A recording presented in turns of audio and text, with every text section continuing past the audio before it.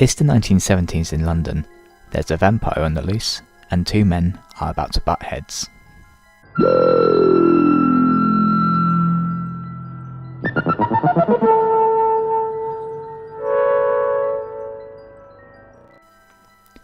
Highgate Cemetery had been left in a poor state by the 1970s, with dilapidated crypts and headstones spread all over the scene. In short, it looks a lot like a horror novel.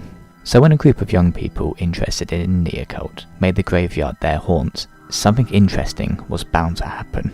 One of these members was David Farrant. He spent the night there in late 1969. He saw a grey figure prowling the graveyard and asked others if they had seen anything else. People later reported a spectral cyclist and a ringing bell. Ignoring these, David declared that there were vampires present in London.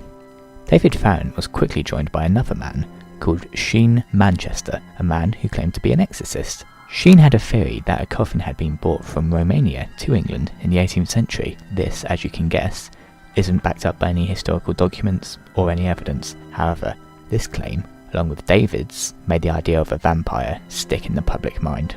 The desecration of several graves around London cemeteries would only further push the vampire theory. As publicity grew, so did the tension between David and Sheen, who were both claiming they could rid London of the vampire before the other. The vampire hunt culminated in an angry mob attacking the Highgate Cemetery looking for vampires on Friday the 13th, 1970. After this, I imagine everyone felt rather embarrassed and went home, and as a result, the vampire theory was dropped and interest faded. However, our story doesn't end there. The 15 minutes of fame had gotten to Sheen and Davis's heads. Sheen was revealed in 2012 to be a collector of Nazi paraphernalia. However, this collection filled an entire room and seemed to glorify Nazism rather than just being a simple historical collection.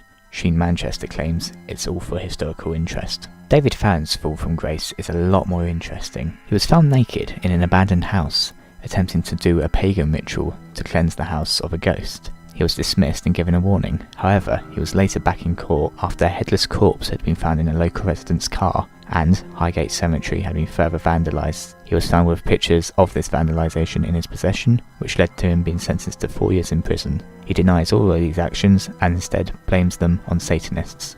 So that's the rather bizarre vampire panic that gripped London in the 1970s. I hope you enjoyed. Please leave a comment telling me what you thought.